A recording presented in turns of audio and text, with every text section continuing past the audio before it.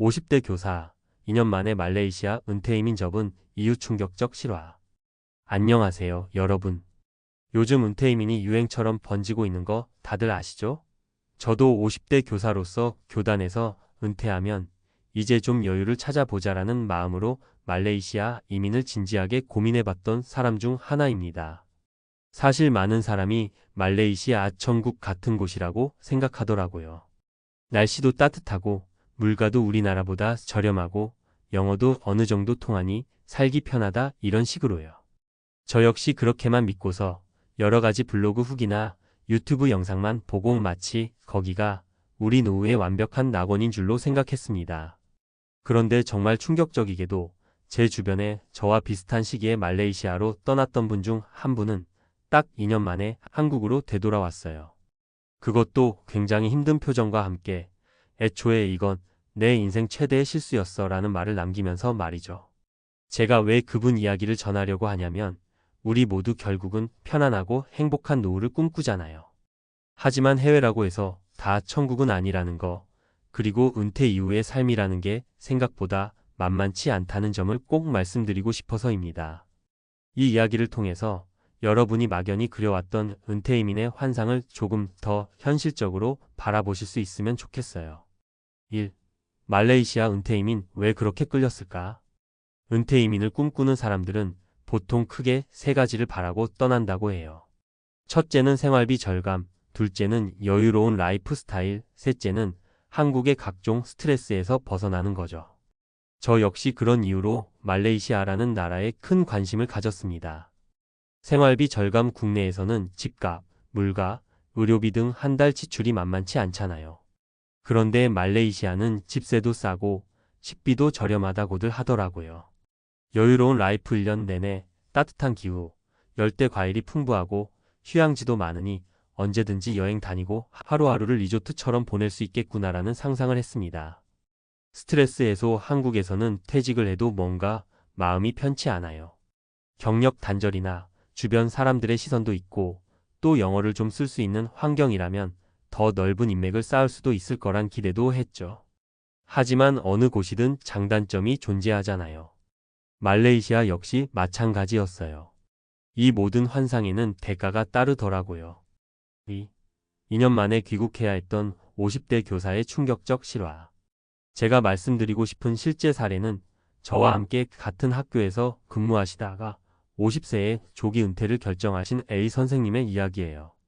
A 선생님은 교직 생활이 길었고 안정적인 연금 수입도 어느 정도 확보돼 있었어요. 그런데 마지막 몇 년 동안 교단에 서는 걸 너무 힘들어 하셨죠. 더 늦기 전에 은퇴해서 나답게 살고 싶다. 그래서 덜컥 말레이시아행 비행기표를 끄는 겁니다. A 선생님이 말레이시아 쿠알라룸푸르 근교에 자리를 잡았는데요. 막상 가보니 집세가 확실히 싸긴 싸더랍니다. 한국에서 30평대 아파트 월세를 구하면 꽤 비싸잖아요. 그런데 거기서는 훨씬 저렴한 가격에 쾌적한 콘도에 머무를 수 있었대요. 그리고 처음 몇 달은 굉장히 행복하셨다죠. 주변에 한국인 커뮤니티도 있고 매일같이 새벽에 수영장 가서 운동하고 낮에는 근처 카페에서 영어 회화 모임 같은 것도 참여하면서 내가 이걸 누리려고 교단을 떠났구나라고 생각하셨대요. 그런데 문제는 시간이 지날수록 문화적 장벽과 사회 보장 체계의 부재 같은 게 확 크게 다가온 거예요. 첫째로 은퇴 후에는 병원이나 약국 이용이 잦아지는데 말레이시아 의료 서비스가 생각보단 까다롭고 보험 적용에 대한 절차도 잘 몰라서 스트레스를 많이 받으셨대요. 게다가 영어가 어느 정도 된다고 해도 의료 전문 용어까지 충분히 소통하기가 쉽지 않았다고 해요. 이거는 간단한 감기인 줄 알았는데 의사에게 정확히 설명을 못하니까 혹시 중대한 병이라도 걸린 건 아닌가 불안했다는 이야기도 하셨죠. 둘째로 새로운 커뮤니티에 완벽히 녹아들기 위해서는 그 나라 언어, 문화, 사회 규범 같은 걸 훨씬 더 깊이 이해해야 했는데 이게 교사 출신이어도 결코 쉬운 게 아니었다고 해요. 아무리 영어가 공용어 중 하나라 해도 현지인들끼리 쓸 때는 또 말레이어와 혼합해서 쓰거나 지역별 억양이 달라서 듣기 쉽지 않다는 거예요. 결국 시간이 지나면서 이게 정말 내가 바라던 삶인가라는 의문이 깊어졌고 주변 한국인들이나 다른 나라에서 온 이민자들과도 두루두루 어울리긴 했지만 정작 현지 정착이라는 측면에서 뿌리 내리기는 어려움을 느꼈다는 겁니다. 결정적으로 A 선생님이 귀국을 결심하게 된 건 가족 문제였습니다. 한국에 두고 온 노모의 건강이 갑자기 악화됐는데 몇 달간은 그냥 영상통화로만 안부를 전하다가 그게 점점 죄책감으로 커졌대요. 이 나이에 내가 여기서 뭐 하는 건가? 가족도 못 돌보고. 그러다 집안 사정 때문에 결국 급하게 짐을 싸게 되었다고 합니다. A 선생님은 귀국 후에도 그 2년의 시간을 잃어버린 시간이라고 부르시더라고요. 물론 좋은 추억도 있었지만 그만큼 심리적 재정적 비용이 컸다는 거예요. 생각보다 많은 돈을 해외 생활 적응에 썼고 막상 한국으로 돌아오니 다시 정착하는데도 추가 비용이 필요했죠. 3. 사례 1 60대 부부의 의료비 쇼크 경험. 조금 다른 사례를 하나 더 말씀드리자면 제 지인이 아니라 인터넷 카페에서 알게 된 60대 부부 얘기가 있어요. 이 부부도 원래는 서울 근교에 살고 있었고 남편은 공무원, 아내는 주부로 지내시다가 퇴직금과 연금 등을 모아 말레이시아로 이민을 갔어요. 처음에는 한국에서 살면 유지비가 너무 많이 드니까 차라리 그 돈으로 말레이시아에서 럭셔리하게 살자는 생각이었죠. 첫 1년은 별 문제 없었대요. 그러나 남편분이 갑자기 허리 디스크가 악화돼서 병원을 가야 했는데 제대로 된 치료나 수술이 필요하다고 하더라고요. 그런데 현지 의료보험도 제대로 가입하지 않은 상태였고 로컬 병원에서 치료받기가 쉽지 않아서 결국 사설 병원을 알아봤는데 비용이 상상을 초월했다고 해요. 한국에선 건강보험이 있으니 수술을 받아도 어느 정도 부담이 덜하지만 해외에서는 그게 아니니까 의료비 폭탄을 맞게 된 거죠. 결국 이분들도 1년 남짓 해외 생활 마치고 한국으로 돌아오셨다고 해요. 여기서 더 버티다가는 치료비로 적금 다 깨야 하나 하는 불안감, 그리고 나이가 들수록 잔병 치레가 늘 텐데 어떻게 현지 병원을 안정적으로 이용할 수 있을지 몰라서 도저히 못 버티겠다고 하시더라고요. 4. 사례 2 45세 IT 개발자의 외로움 고백. 또 다른 분은 45세 IT 개발자입니다. 상대적으로 젊은 편이죠. 이분은 원래 프리랜서처럼 리모트 근무가 가능하니 차라리 동남아에서 경비 아끼면서 일하자라고 해서 말레이시아로 떠났어요. 몇 달간은 일과 휴식을 동시에라는 로망을 제대로 실현했다고 합니다. 그러나 문제는 외로움이었어요. 혼자 지내다 보니 한국에 있는 친구나 가족과의 거리감이 엄청나게 느껴졌다고 해요. 점점 내 삶이 고립되는 느낌이라고 말하더라고요. 물론 현지에서 만난 한국인 커뮤니티나 외국인 모임도 있지만 매일같이 얼굴 보며 지낼 친구들이 아니다 보니 한계가 크다는 거죠. 특히 은퇴나 반은퇴 상태에서 하루하루 시간을 보내다 보면 사람과의 교류가 정말 중요해지는데 말레이시아가 의외로 밤엔 일찍 문을 닫고 도심 외곽은 치안이 썩 좋지 않아서 편히 돌아다니기 어렵기도 하고요. 결국 이분도 2년 가까이 있다가 차라리 한국에서 사람들이랑 부딪히며 사는 게 나한테 맞다는 걸 깨닫고 돌아오셨습니다. 5. 사례 3 55세 자영업자의 비자 문제 난관. 마지막으로 55세의 가게를 정리하고 은퇴한 B씨 이야기를 해볼게요. 이분은 한국에서 자영업으로 꽤 성공하셨고 자산도 어느 정도 모아놓은 상태였어요. 그런데 막상 말레이시아로 가려니 비자 문제가 만만치 않더랍니다.